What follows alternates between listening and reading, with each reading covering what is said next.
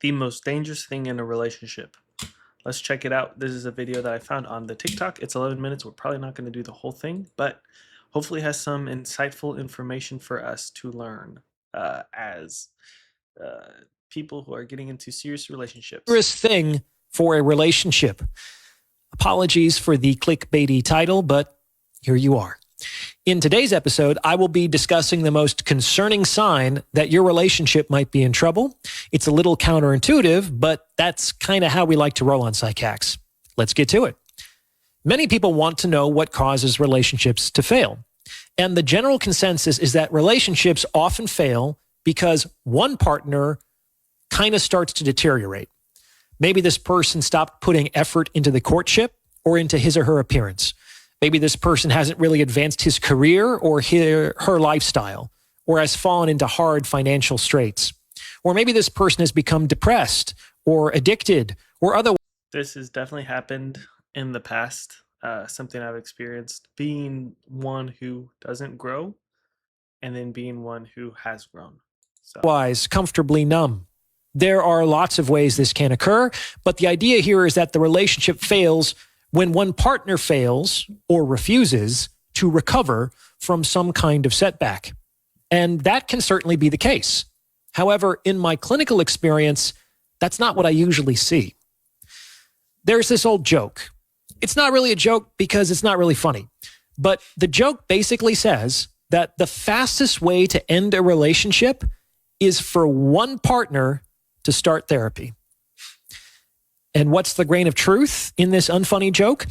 That relationships are more effectively destabilized not when one person starts doing worse, but when one person starts doing better. This is very true. Whenever one person starts growing and the other person doesn't grow, people change. And I think that's something I try to do, at least, is to be quiet with what I want to do and my goals, and what I'm trying to achieve is to be quiet about it and just to work towards it. And then if the person grows alongside me, great. If they don't, too bad. But that is definitely something to keep an eye on in your relationships, is who's doing the growing and who's doing the stagnation, who's just staying in that same spot. Because if one person does start growing, it's not going to be a relationship for much longer. We'll say that. When it comes to the long-term health of a relationship, success, especially if it only comes to one of the partners, is often much more dangerous than failure. Let's examine why this might be the case. The fact of the matter is that improvement is destabilizing. When one person starts to grow in therapy, starts to process his or her emotional baggage, and begins taking responsibility for his or her own happiness, this forces a shift in the relationship. When one person achieves great professional success, arrives at a position of power or fame, and enjoys significantly more social opportunity, this forces a shift in the relationship. When one person starts to work out, attend to his or her health, and improve overall attractiveness, this forces a shift in the relationship. A lot of this is just making sure that you're equally yoked, that you're with a person who will push you and then you'll push them. And yeah, that is something incredibly important, is to be equally yoked. And I think in all metrics, in faith and relationships and in growth and ambition and economics, maybe not the money part of it. I think the money part is definitely important, but you don't necessarily need to be equally yoked. But to both of you grow and both of you want to grow, I think whenever the person wants what's best for you is also very important. Like, actually wants what's best for you, not just says it, but is willing to work and support you. Yep. And this is because in a system where all the parts are interconnected, it's not possible for one thing to change without causing an alteration in all the related parts. It's not always possible to predict exactly how these related parts will change, especially if the system is particularly complex, but we can expect alteration, so to speak, to ripple outward from the source of the change. Now, you might say, but Orion, that happens when one person gets worse, doesn't it? Isn't that a change that My hypothesis or my guess before what he says is whenever somebody fails something, it's not unattractive. What happens is that now you can be comforted by the other person. If somebody's growing, they don't necessarily need comfort. It's if somebody fails, they can go to that person to comfort it. There's kind of a bond that happens through that failure. But then if you're just growing and growing and growing and the other person isn't, they're kind of holding you back. While if you fail and you go to comfort, they're not holding you back. They're helping you. They're supporting you. So I think that's the difference. We'll see what he says. He's the expert. Forces a shift in all the related parts of the system? Indeed, it does. However, this is not nearly as destabilizing as you might think. And that's because you have to understand that when a change occurs within a system, the most frequent response from the other parts of that system is to reinstate the pre-change conditions. Status quo. That is, most systems have a tendency toward homeostasis. And this is great news if the change in question is negative. It makes it more likely that the partner will bounce back from the setback. Exactly. But not so great news if the change in question is positive, as it increases the likelihood that the progress will be undermined to preserve the status quo. Now, if someone is in a relationship and their partner starts to deteriorate, this can be a frustrating and inconvenient and anxiety-provoking situation. However, if we're honest, it's also not without its compensations. These aren't things that people will generally admit, sometimes not even to themselves, but there are a lot of, let's say, emotional opportunities for the non-failing partner in this situation. Opportunities that, if he or she is not careful, can very well become traps for both parties because they keep people in dysfunctional relationships far longer than they otherwise would. This is true. For instance, though it's not pleasant to admit, one partner's failure could be the other partner's opportunity to feel superior or righteously indignant.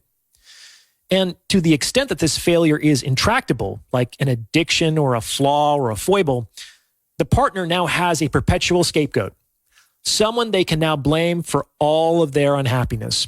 Not so fun fact.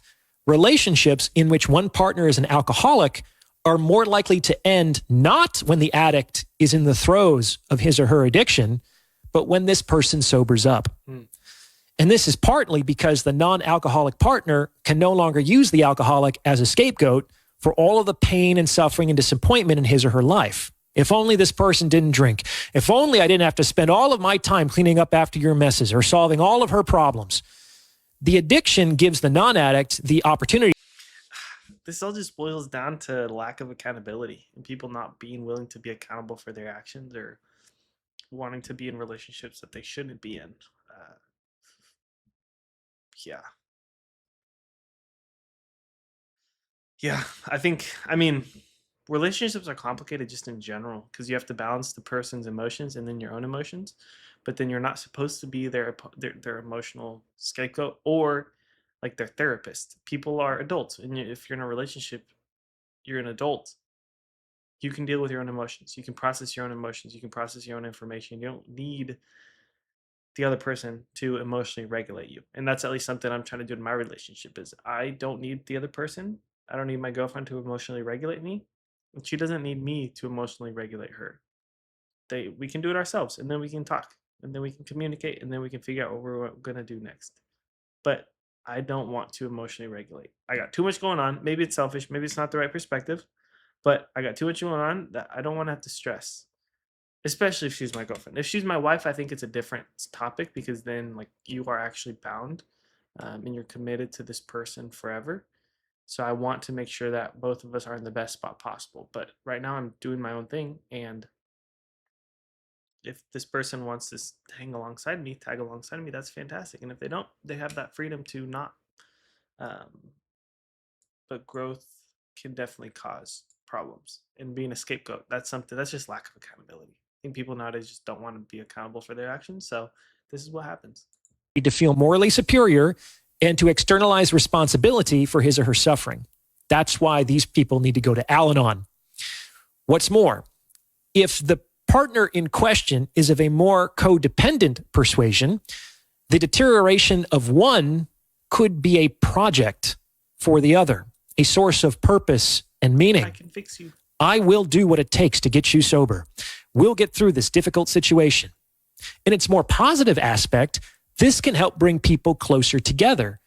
However, in its more insidious manifestations, it can give rise to perpetual victims so that heroes can have someone to save. White knights and damsels in distress, for instance, seem to have a way of finding each other.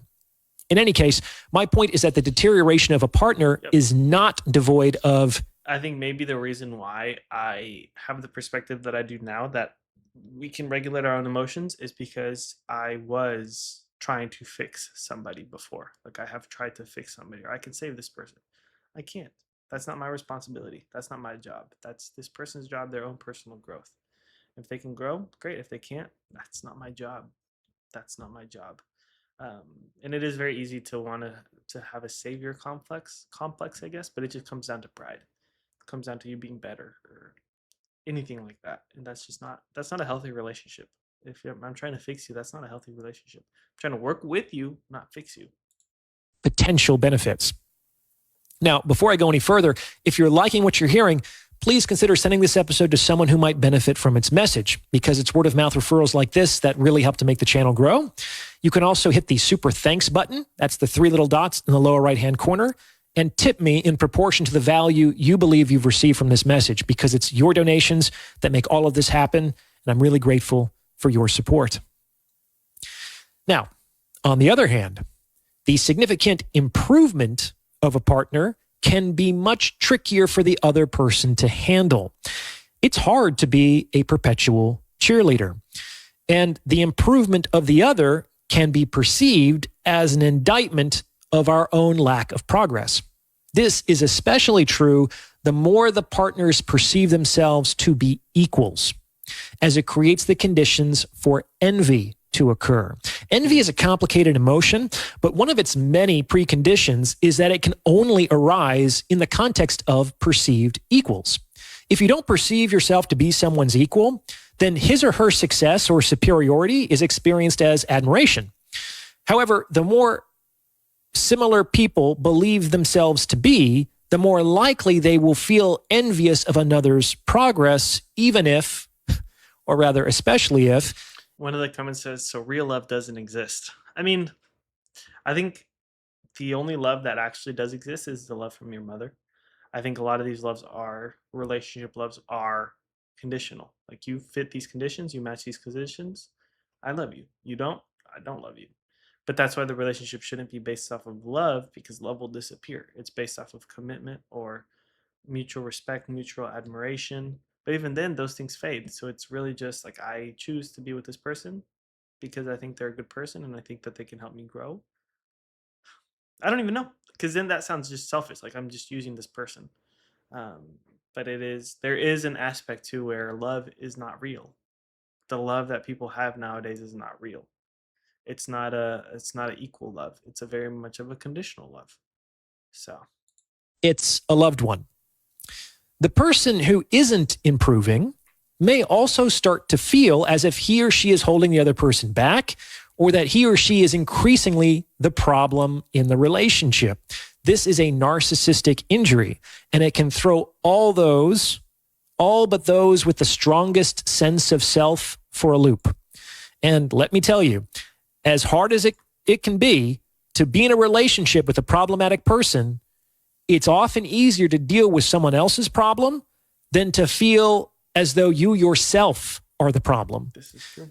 This feeling causes people to act in, well, problematic ways, including, but not limited to, sabotaging the improving partner's progress or undermining the improving partner's perception or experience of that progress. Something that happened to me was, I'm very much into content creation, videography, photography, these kinds of things.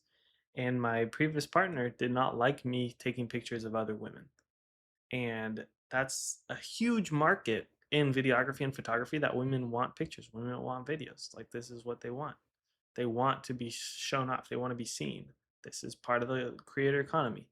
and she did not want me to do that. So she was actively inhibiting me from starting a business, from being successful in my business, because I couldn't do these things.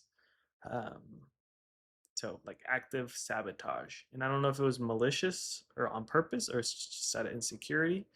I tried to find a compromise, was not able to find a compromise. Now my girlfriend, she trusts me, and she knows that when I do take pictures or take videos for women, I'm not doing it from a creepy point of view. I'm doing it from a business point of view. Like this is my job. This is what I want to do. This is how I want to do it. I don't view these things as, oh, I'm not going to view it as a creepy person. And I think lots of photographers do it as creepy people, or lots of videographers do it as creepy people because they get to see some butt cheeks. I don't care about that. I don't care about that. This person's not somebody who I'd want to date. So why would you stress yourself about it? I'm coming home to you. That's what matters at the end of the day. Success is also destabilizing here because it creates new and different opportunities.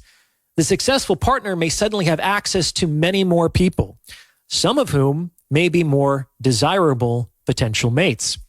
The opportunity is threatening and creates the conditions for jealousy and games of control.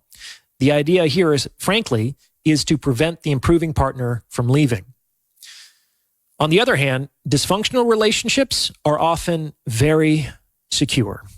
And the reason is that it would actually be very difficult to have that particular dysfunctional relationship with anyone else. Dysfunctional relationships tend to be specialized in their dysfunction, which makes it harder for either partner to leave, even if it would be better for everyone involved.